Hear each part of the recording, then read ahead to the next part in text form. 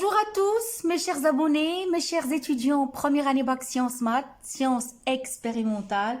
On se retrouve dans une nouvelle vidéo dans laquelle on va parler des caractères, des sédiments dans différents milieux. À savoir, dans un milieu fluviatile, dans un milieu marin, dans un milieu désertique, dans le lac, dans la montagne. Un petit rappel de ce qu'on a déjà vu de la dernière fois. Si vous vous rappelez très bien, je vais vous rafraîchir la mémoire. On a appris la notion d'un sédiment. Oui, qu'est-ce qu'un sédiment? C'est un dépôt, meuble, laissé par les eaux, par le vent, par les autres agents du transport, qui se compose de quoi ces sédiments-là? Ils se composent de particules de différentes tailles. Mais d'où ils viennent ces particules-là? Ils proviennent de l'érosion, de l'altération de la roche-mère.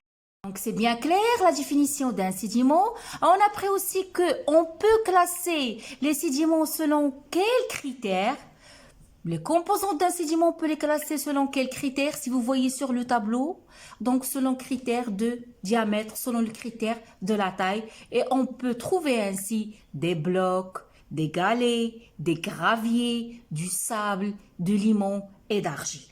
Donc aujourd'hui, tous ensemble, mes chers abonnés, mes chers étudiants, on va découvrir quels sont les caractères des sédiments dans les différents milieux de sédimentation qui se trouvent dans la nature. Allez-y, on commence. En première partie, on va commencer par les caractères et la classification des sédiments dans un milieu fluviatile. Lorsque je vous dis milieu fluviatile, c'est le fleuve, an-Nahr.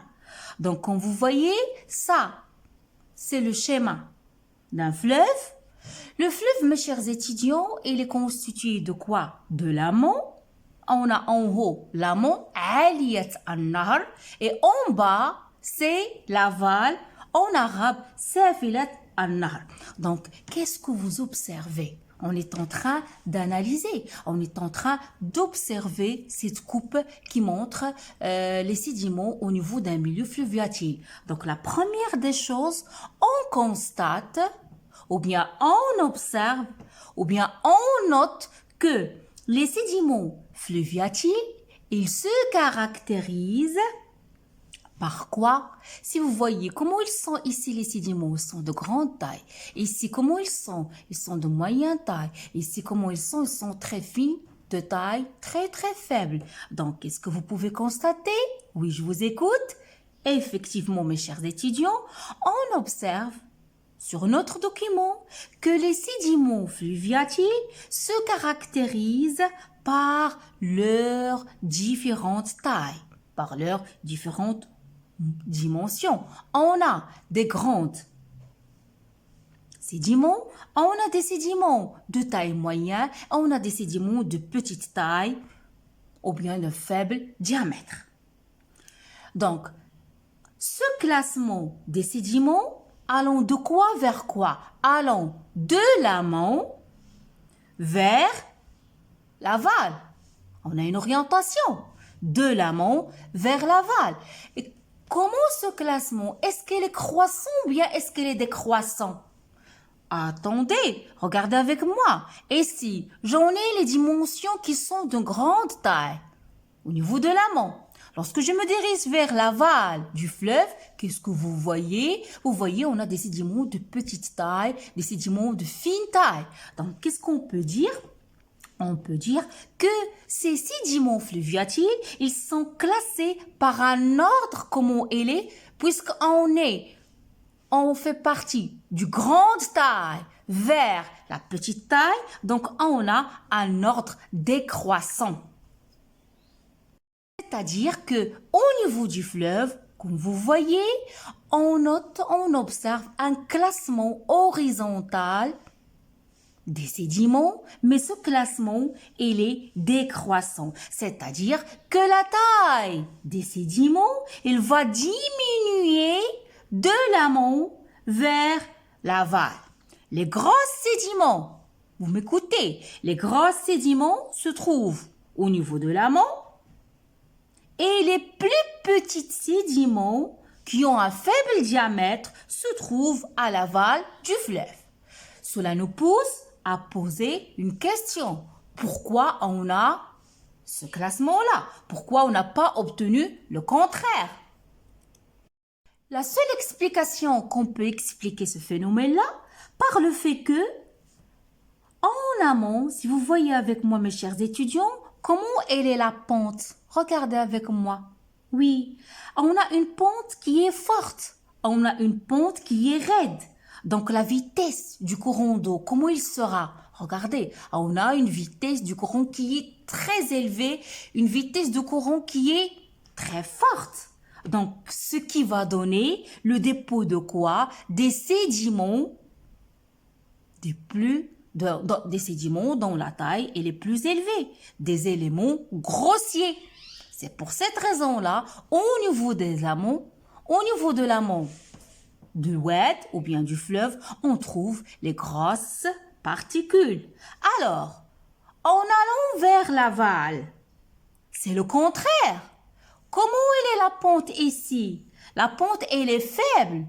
Donc, la vitesse du courant d'eau sera donc comment? Sera très faible. Il va diminuer. Donc, les sédiments fins vont avoir toutes les conditions adéquates et favorables pour se déposer, pour se sédimenter, pour se décompter. Et on aura au niveau de l'aval les sédiments dont les dimensions sont très faibles. Les éléments qui sont très fins. C'est clair?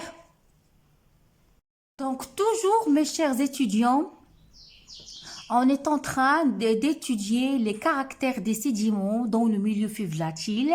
Là, je vous ai montré une autre photo au bord d'une rivière. Si vous voyez, qu'est-ce que vous voyez sur les bords d'une rivière? Que on a le dépôt des sédiments.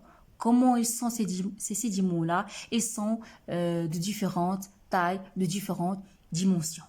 Donc, mes questions, je vous pose 3 questions. D'après ce document-là, vous allez me décrire les divers sédiments qui se déposent au bord d'un lit de rivière. Ça, c'est le lit de la rivière. Donc, vous allez me décrire ce que vous voyez, quels sont les différents types de sédiments. Deuxième question, je vous demande de me proposer une explication concernant ces diversités. C'est-à-dire pourquoi on a une diversité des sédiments déposés sur le bord des rivières.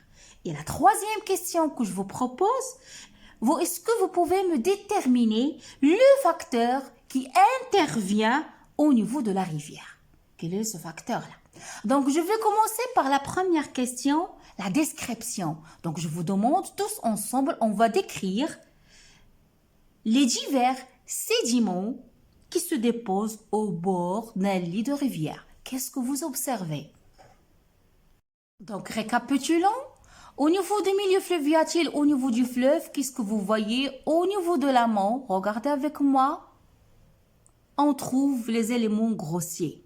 Au fur et à mesure que la vitesse diminue, on aura la sédimentation, on aura le dépôt des éléments de taille moyenne, puis vers l'aval, si vous regardez avec moi, qu'est-ce que vous voyez? On aura des sédiments qui sont d'une taille plus fine. OK? Donc, je vais vous lire qu'est-ce qu'ils ont écrit ici. Que le profil longitudinal, ça c'est un profil longitudinal du système fluvial mature, et les caractéristiques résultent d'un équilibre à long terme entre la charge transportée et la pente. Donc, c'est en fonction de la pente. Est-ce que la pente, elle est forte? Est-ce qu'elle est moyenne? Est-ce qu'elle est faible? La décroissance générale de la pente, comme vous voyez, on a ici une décroissance générale, en allant d'une pente qui est forte, raide, vers une pente moyenne, vers une pente très faible. OK? Explique le fait que le débit de l'eau, il diminue de l'amont vers l'aval. C'est-à-dire la vitesse du courant d'eau, il va diminuer en allant de l'amont vers l'aval. La granulométrie des sédiments transportés aussi sera diminuée.